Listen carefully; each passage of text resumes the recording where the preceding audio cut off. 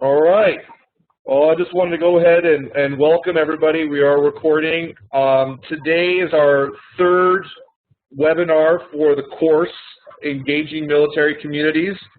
I've got Jeremy Grisham, who is a member of the Washington State Conservation Corps and new personnel at the Washington State Conservation Department of Ecology. Is that correct? Department of Veterans Affairs. Department of Veterans Affairs. Jeremy is a 12-year Navy hospital corpsman and was medically retired in 2005. He served in Iraq. And since his retirement, he's been working on as an environmental contractor for the Veteran Conservation Corps. I came across Jeremy's work by doing a search on work that veterans are doing around gardening and healthy eating and environmental restoration. And I came across this group called 21 Acres that has some land set aside to promote gardening among veterans and families, and I got Jeremy's contact through a contact in Thurston County Extension. Said that you would be the one to contact regarding some of this work. And after talking with Jeremy, I learned that he's got a lot of experience and a lot of energy around this work that I think that can be beneficial to our group. Plus, the stuff that he's doing is a little bit different than what we've listened to or heard about so far. So we've reviewed work and outdoor education with families to reconnect families and veterans as they return from areas of conflict. We've learned about outdoor adventures with fly fishing that can help in the therapeutic aspect for veterans returning. And Jeremy's got a little bit of different work around restoration, gardening, that I think that is not your typical outdoor adventure, but it's kind of got this community development aspect, but also touches upon that therapeutic and family and community building component that is also a part of this larger conversation and the larger things that we want to do. So moving from that, I want to go ahead and welcome Jeremy, and I'm going to go ahead and give the presentation over to him and let him tell us about his work and his programs. Awesome. Thank you very much, Jesse. Thank you. All right. So I'm going to go ahead and share my PowerPoint presentation.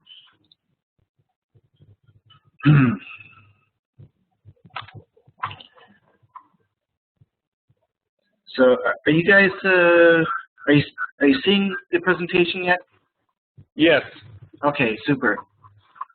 All right, so once I get my bearings, as Justin mentioned, I am a 12-year Navy hospital corpsman. I was medically retired after being diagnosed with PTSD and major depressive disorder. Since my retirement in 2005, like a lot of veterans who are forced to kind of re-identify who they are, what their profession is, and kind of like re-identify their mission in life. I struggle with their symptoms and that sort of thing. And what happened was, since I retired, I went from job to job to job. And it's one thing to say that I had a job, but it's another thing entirely to say that I had a meaningful job. And that's what I was lacking. I wasn't able to connect to something that I believed in. And eventually I went back to school in 2006, and I wound up being connected to this group called the Learn and Serve Environmental Anthropology Field School out of Edmonds Community College in Washington State. And the great thing about this program was that we learned a lot about human ecology and our relationship to the environment. And we worked on habitat restoration, and we connected to the community. And ever since my experience that summer in 2006, I've stuck with habitat restoration. And as I progressed in volunteerism and that sort of thing, I became acquainted with this group called the Veterans Conservation Corps. And the Veterans Conservation Corps is a behavioral health program of the Washington State Department of Veterans Affairs. It was created in 2005 through state legislature, and the primary focus is this idea of ecotherapy. And really what that means is, connecting veterans to healing in nature through employment, education, recreation, and volunteerism. So right away, as soon as I, found this group, I was automatically drawn to it, and I immediately identified with the mission.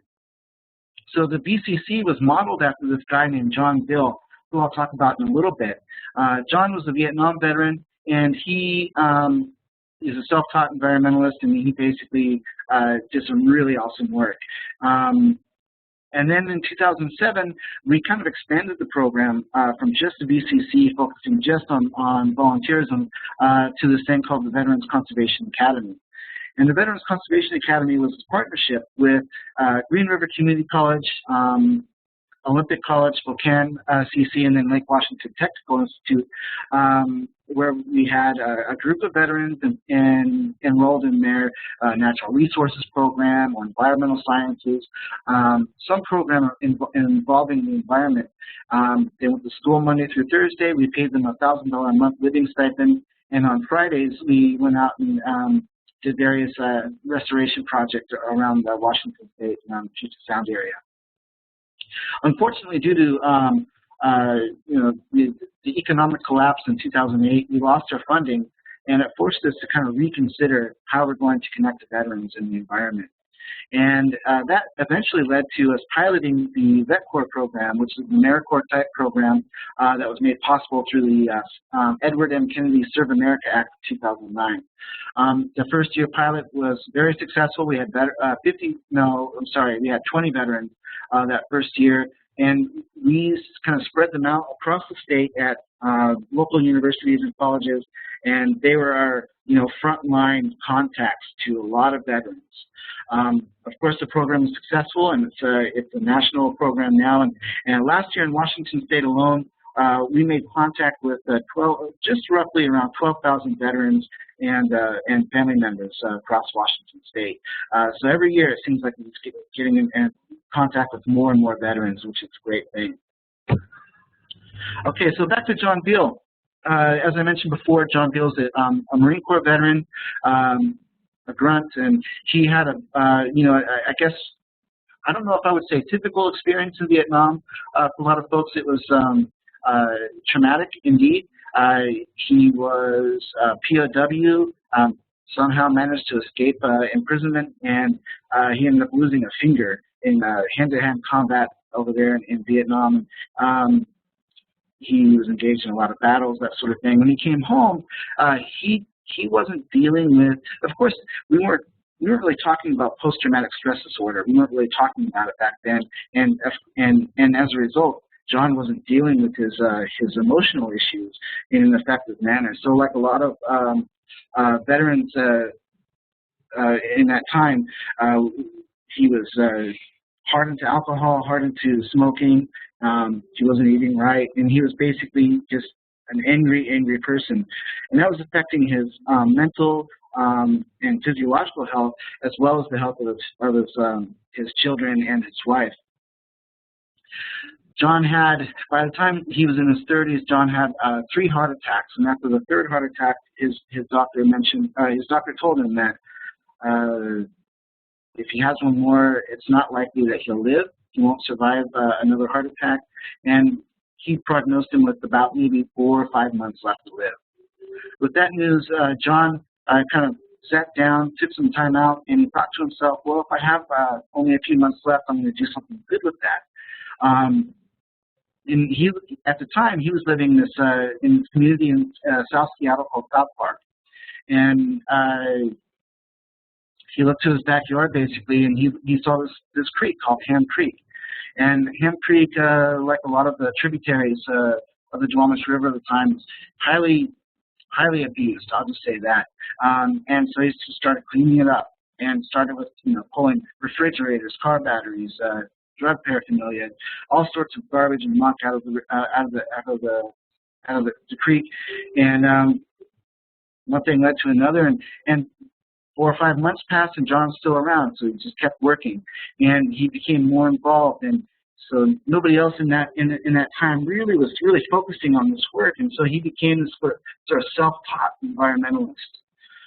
In the early '90s, John was still kicking, and he's starting to kind of really get some resistance from a lot of the scientists of that time, the local politicians, and he wasn't deterred. He just kept pushing, and he became a thorn in the side, really, of a lot of these folks, until eventually he started winning people over, part through his determination, part through his strength and his zeal,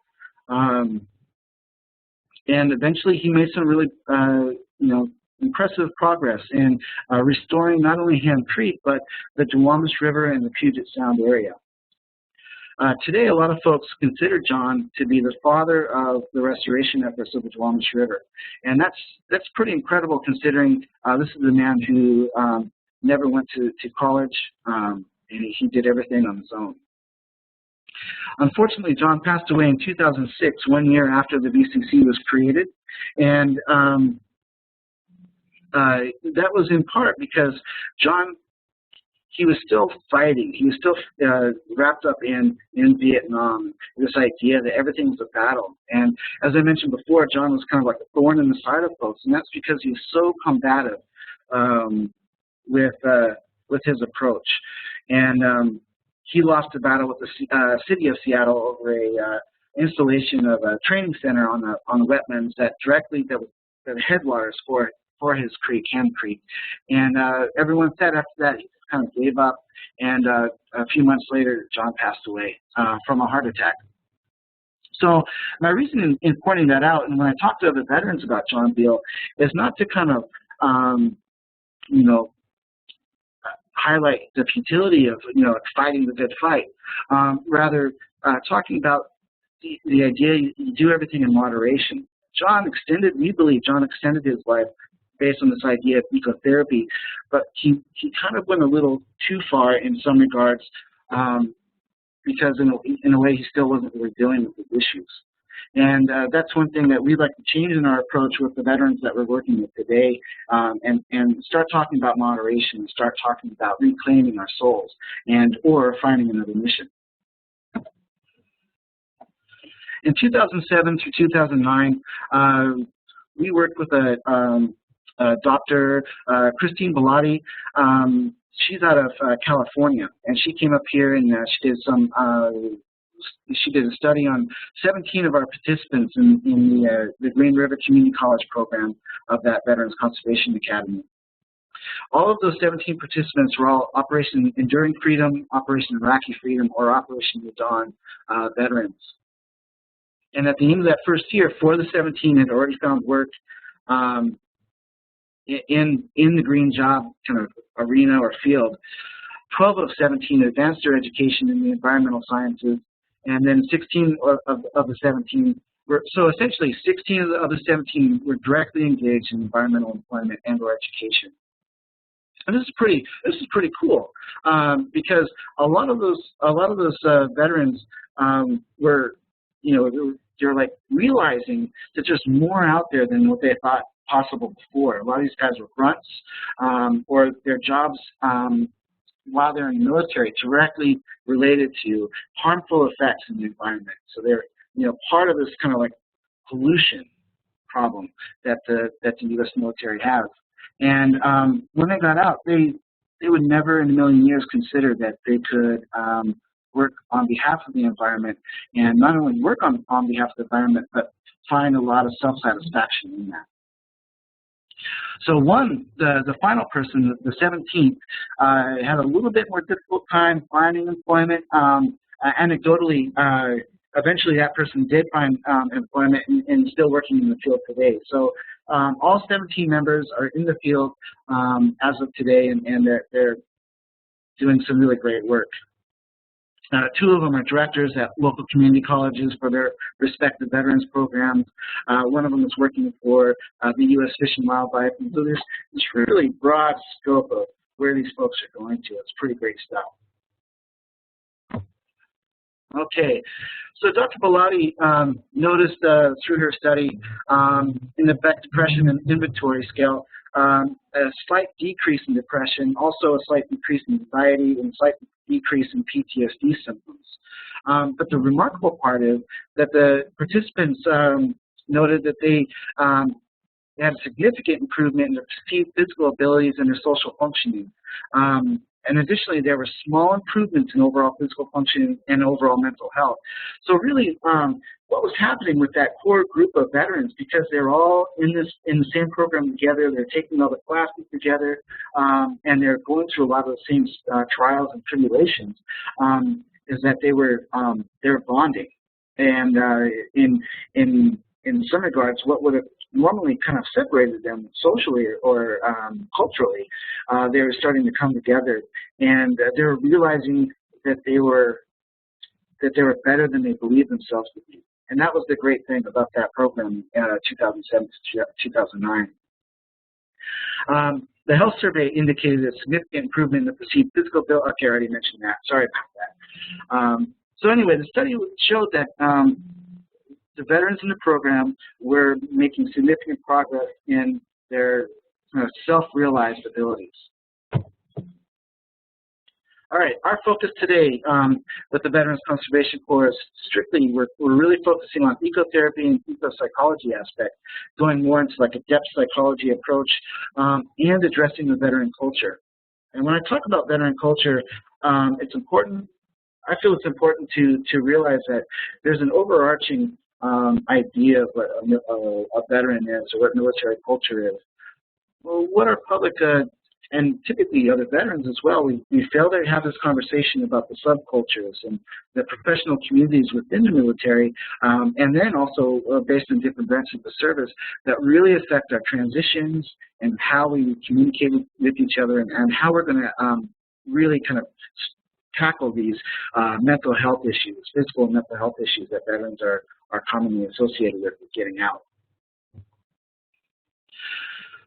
So in order for us to really kind of come to this community approach, we've created hundreds of community partnerships that help connect veterans to employment, education, recreation, and volunteerism. And really what that is we're not just talking to the environmentalists, we're talking to local businesses and colleges and that sort of thing. Find ways to create programs that relate to veterans and that we can directly connect veterans to these opportunities. In doing so, we're building an understanding between military and conservation cultures. And so I'm going to take just a guess here that we all kind of understand that there's maybe this kind of divide between military culture and conservation culture. And the military culture, they'll see the conservationists as like an enemy of sorts, someone who's anti-war or someone who's not going to respect a veteran service. And then this kind of like misperception of the conservation culture and realizing that, you know, veterans are all angry and violent and that sort of thing. And so these, but really when we get down to it, the veterans, the military culture and the conservation cultures, they really want the same things. But it's the language that we're using and the approach that we use that actually separate us. So as long as if we're able to find commonalities between the two, then we've found that we're able to build those bridges.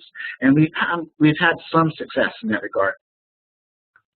We're also working on some habitat restoration projects, specifically at Ham Creek, which is John Bill's site and is the heart of our efforts in Washington State.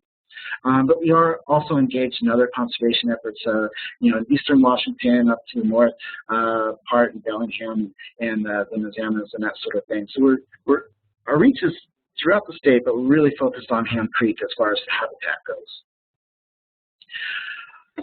Next up, we're focusing on the Veterans Half Acre, which is a partnership with this group called 21 Acres, and I think Justin mentioned them in my introduction. And 21 Acres is a great site, a great community of folks who are really invested in connecting the community at large to urban agriculture, sustainable living, and kind of like a more healthy and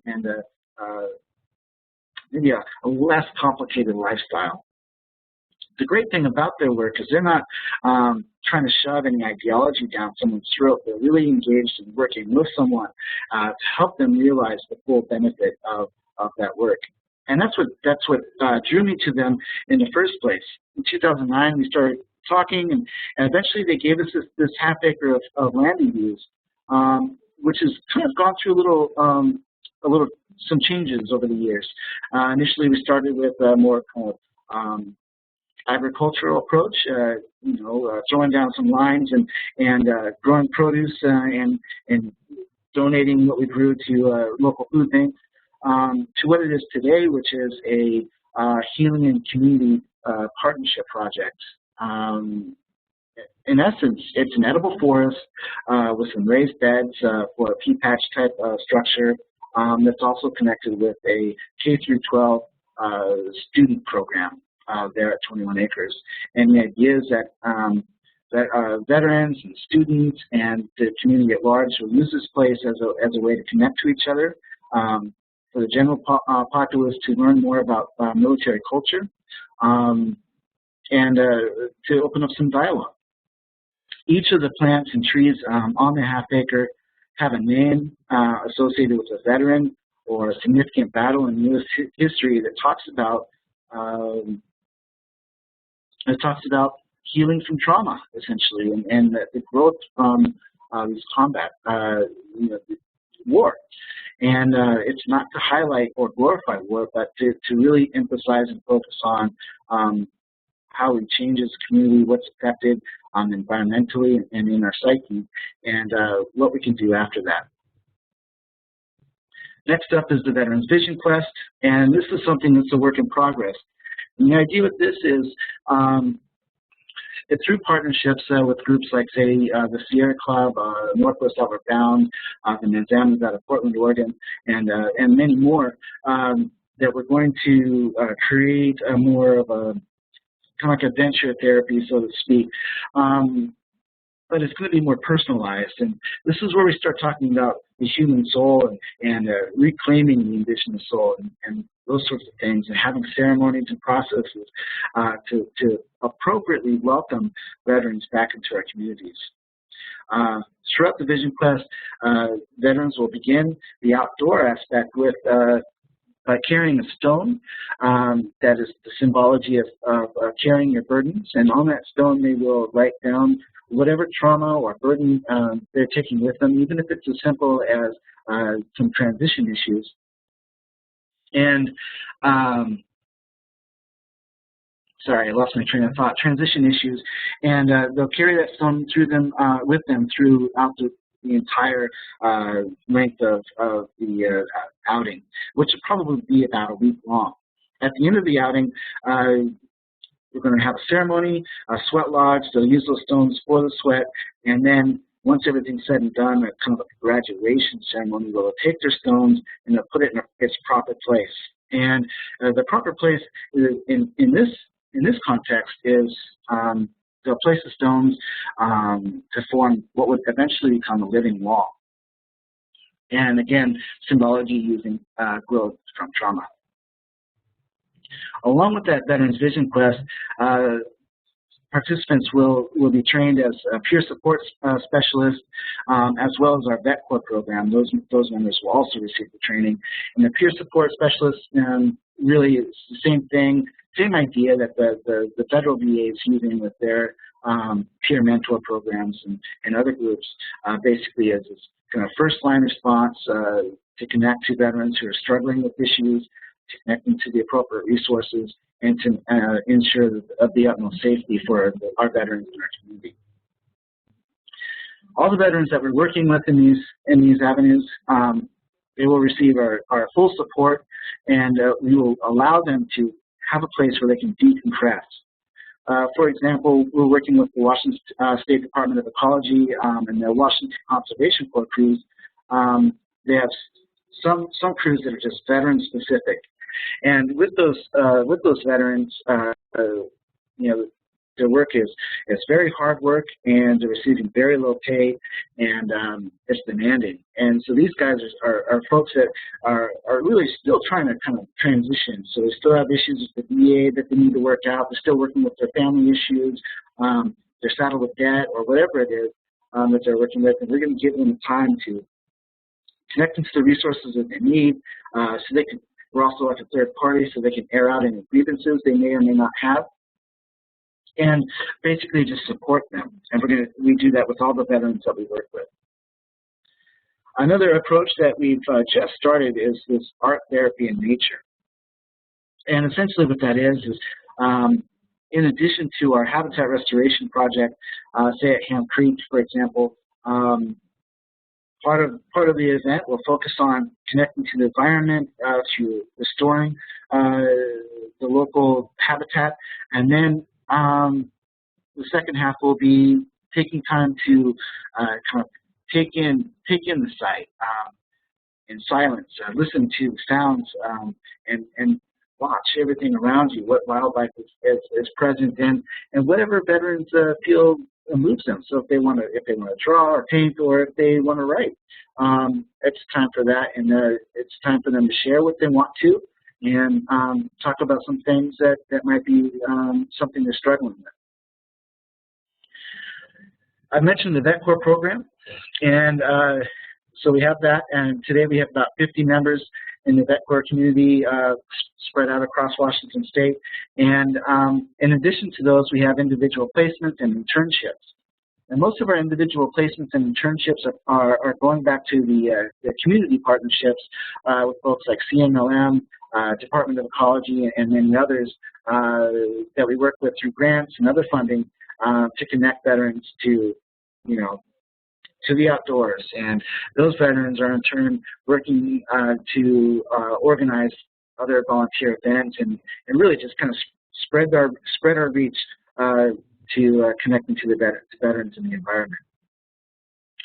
And then finally, we're really focused on veteran culture and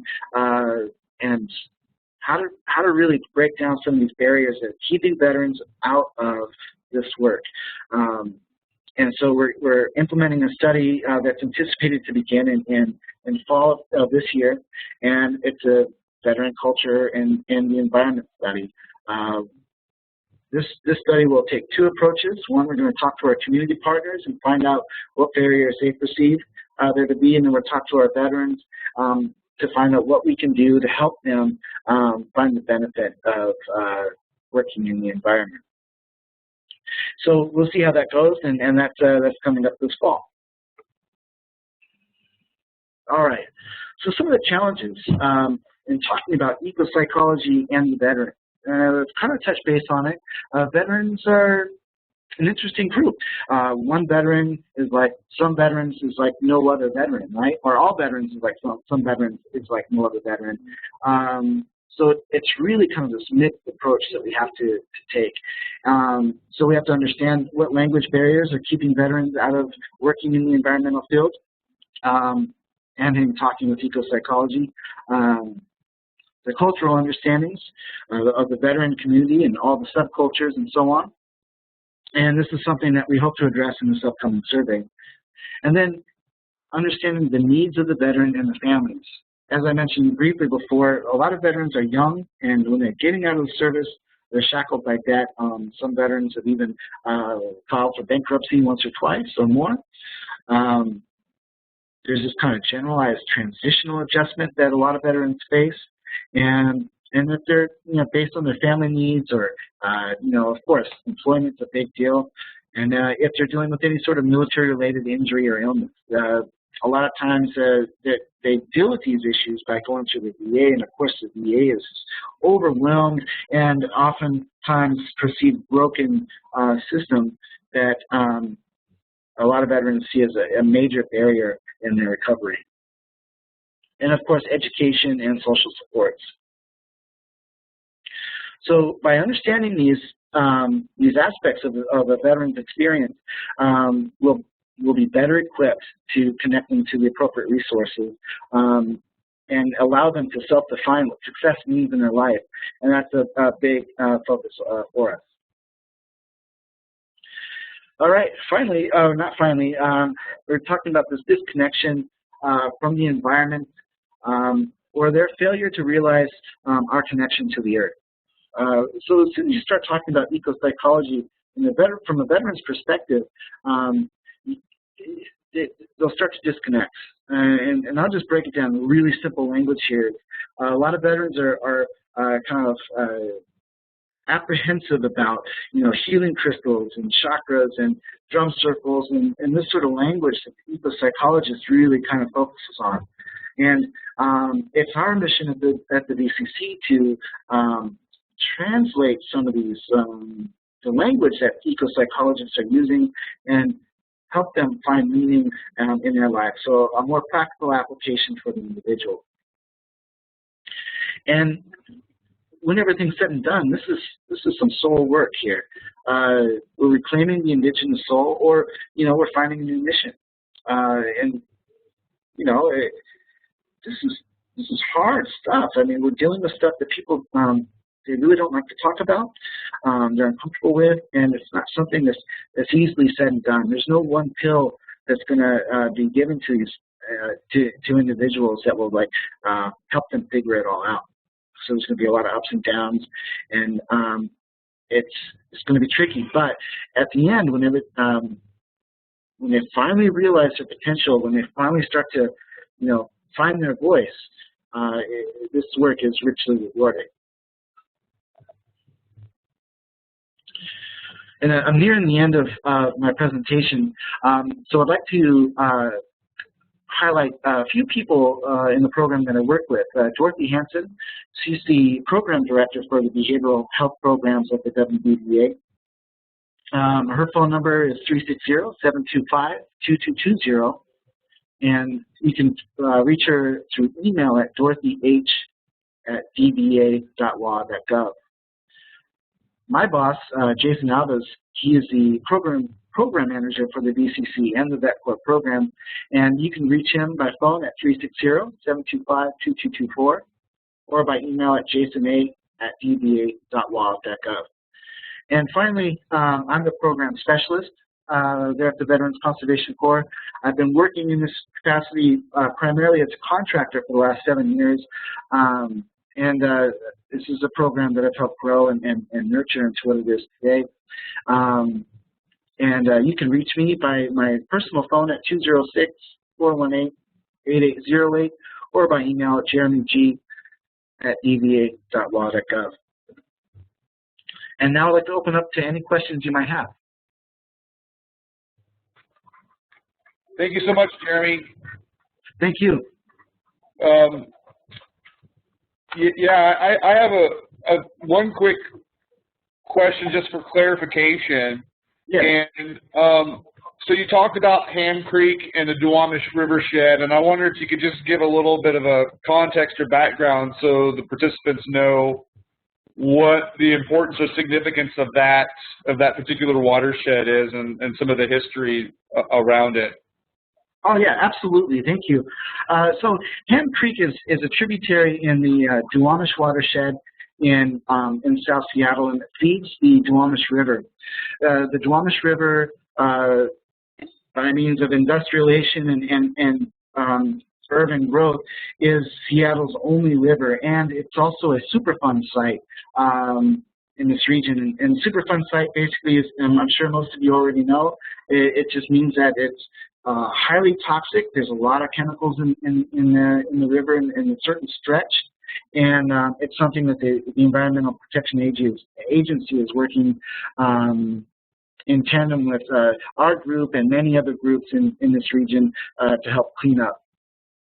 And the significance for our program at Ham Creek Estuary is its significant work that John Beal accomplished there on site.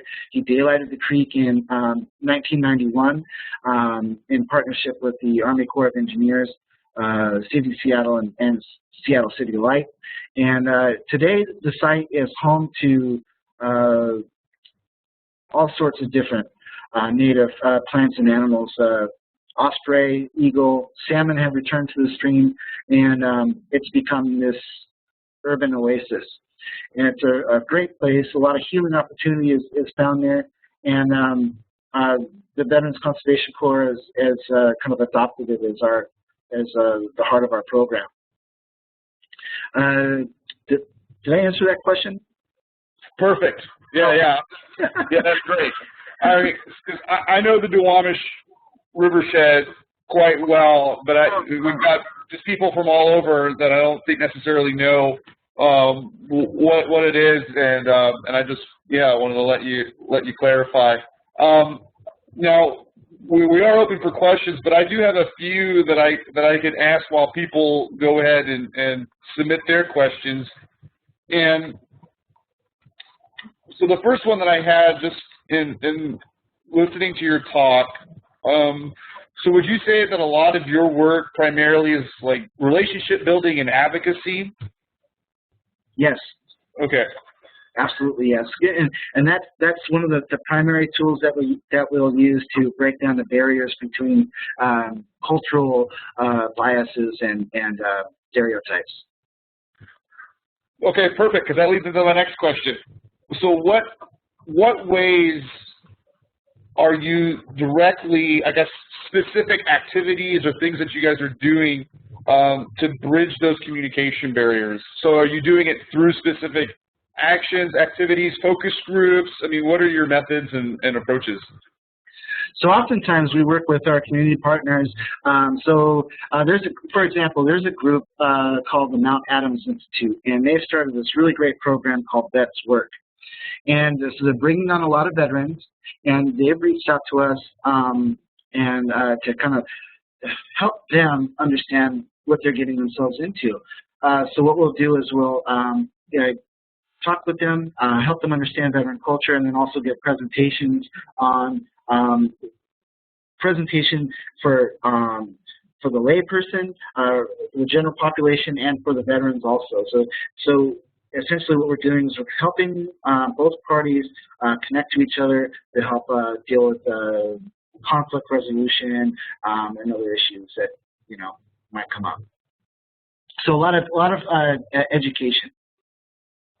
Okay, so like this is primarily like, are you doing this like at community colleges or the VA or wherever they're set up, or do you have them come to another event or a location? Yeah, wherever they're set up, so we'll do that. We've done it at community colleges. We've done that all over the state, and then in other regards too, we participate in community events like summits and that sort of thing that help. Like a think tank or something, so that we brainstorm and find commonalities in our work. Excellent. Vivian has a question. She wanted to know if the programs you have are open-ended, or do vets participate for a specific period of time and I guess maybe graduate or move on to another thing? Hi, Vivian. So my answer to that is both. It depends on what partner we are working with. Like, say, for example, the internships, they're short-term projects. But everything that we do is with the intention that those positions will open doors to further opportunities. And then, of course, they're open-ended as well. Like I work at Ham Creek or the Veterans Half Acre at 21 Acres. We're constantly doing stuff there. Thank you. Now, in our previous conversation, you had mentioned something. So you've got the 21 acres farm site, and is that in Woodinville? Yes, that's correct. But you also said you've got another program out in Port Townsend, which is on the peninsula, and is that also correct? Oh, yeah, so it's partially correct.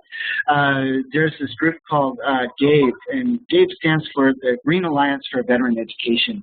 And GAVE was created by the contractors of the VCC program as kind of like a way to, work with fundraising and that sort of thing that the state agency is unable to participate in. So they've started a farm out there. I think it's called Rose Hill Farm, and they're doing a lot of great stuff with honeybees and growing produce and that sort of thing. They've done quite a lot. So they're a partner, another community partner of the program. Excellent.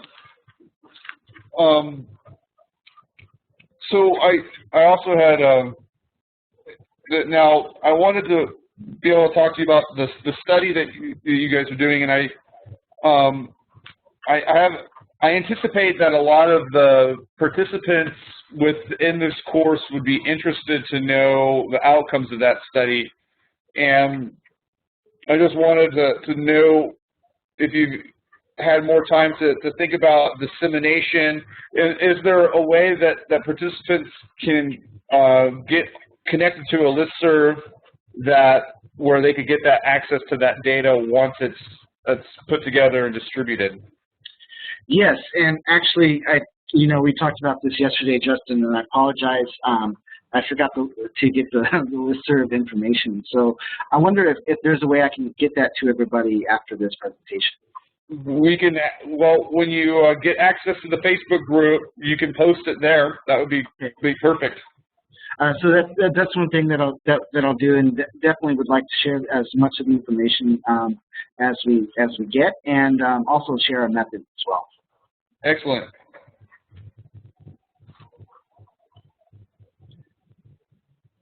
Let's see. Does anybody else have any questions?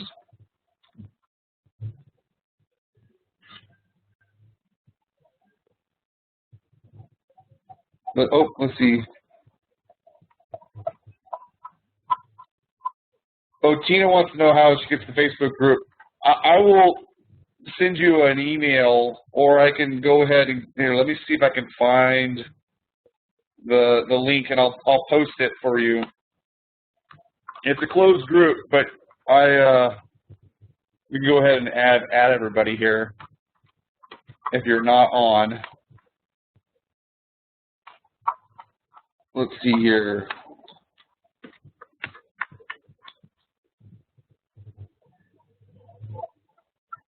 Is it going to let me send it?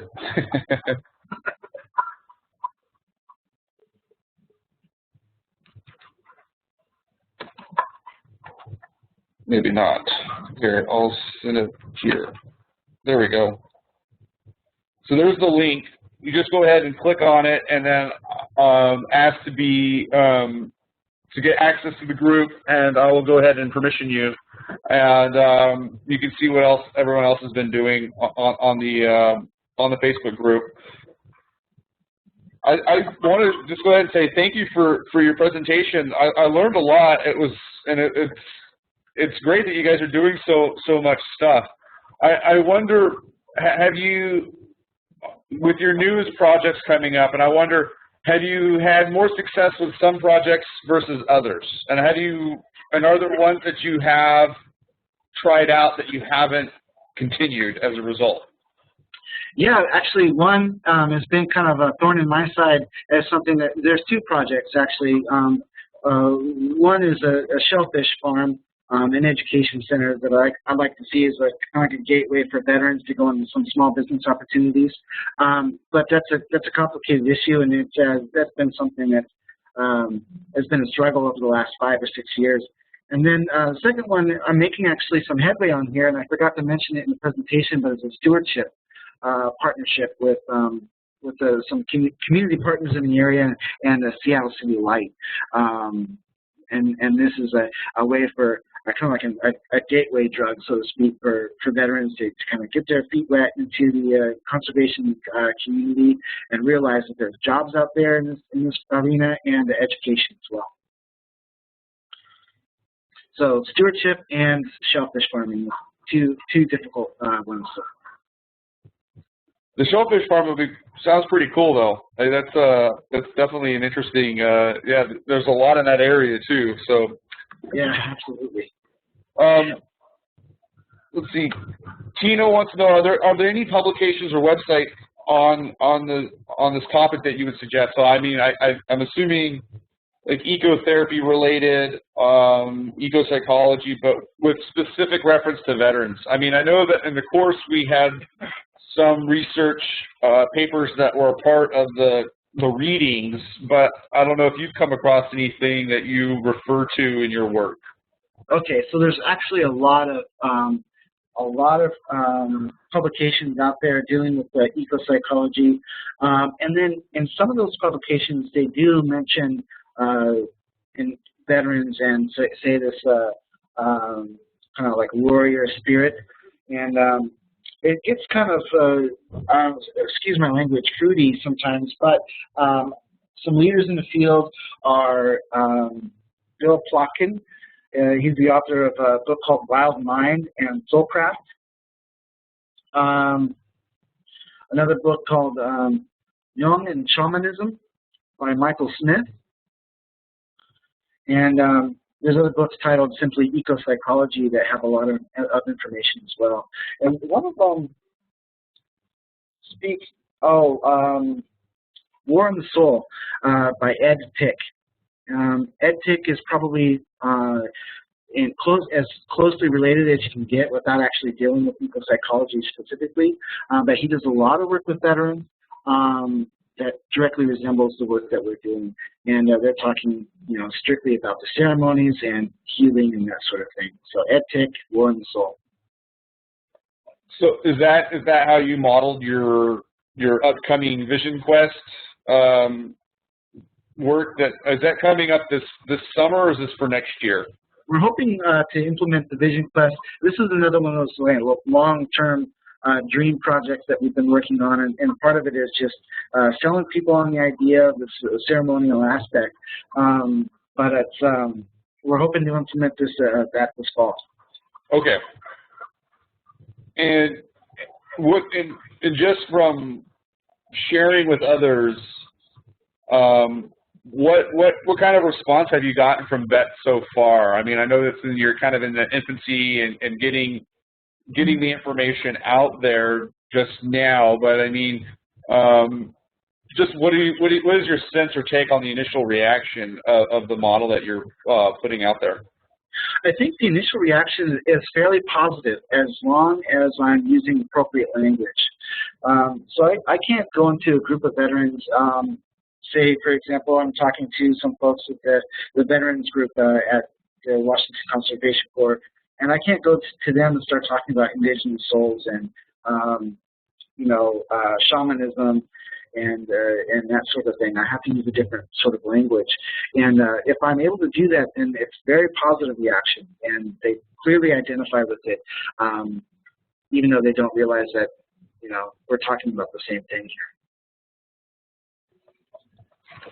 I know it might be hard, but so I'm just trying to envision what language, I mean, how would you approach a veteran to get them to talk about soul work in a way, I mean, when you're talking about shamanism? I think it'd be really good for people, because I'm really interested in it, but I just don't, I wouldn't even know where to begin. So Carl Jung, he's like probably the father of this idea of eco-psychology in a roundabout sense. He's studied under, I'm drawing a blank here, Freud.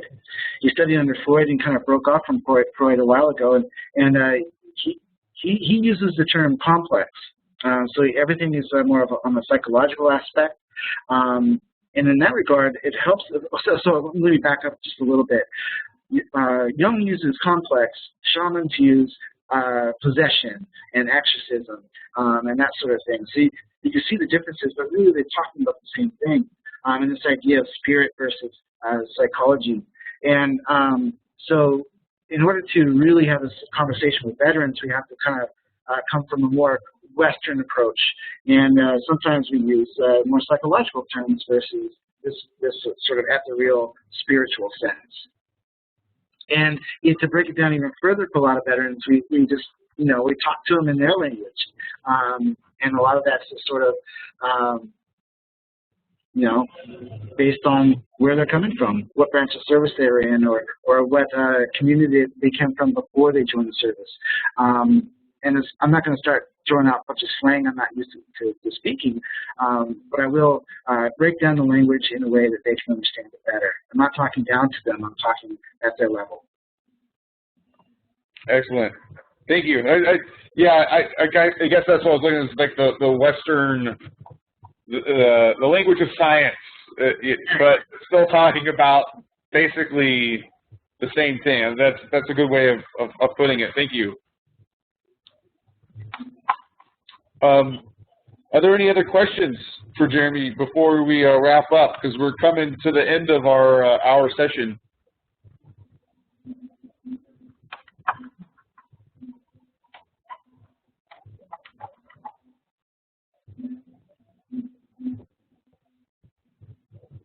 I'll give people another minute or so. Sounds good. Well, while we're waiting, I just want to thank you, Justin, and the attendees for your time. I sincerely appreciate the opportunity to fill you in on our program, and I'm happy to answer any questions afterwards. If you want to contact me directly, I'm happy to do so. Thank you so much, Jeremy. Yeah, it was great to learn about all the things that you guys are doing, and it sounds like there is quite an impressive agenda moving forward that you've laid out. It'll be very interesting to see how everything materializes over the coming months and the years ahead for you guys. Yeah, very exciting stuff, and thank you so much for agreeing to share your time and your experience with us. It's great. Thanks again for having me. All right, well, I'll go ahead and add you onto the Facebook group, and if anybody has any further questions, go ahead and ask Jeremy through there, or you can email him through his contact information that he provided on his PowerPoint presentation. Yeah, so thank you so much, and I hope everybody has a wonderful day. Thank you, everyone. Talk to you later. All right, bye.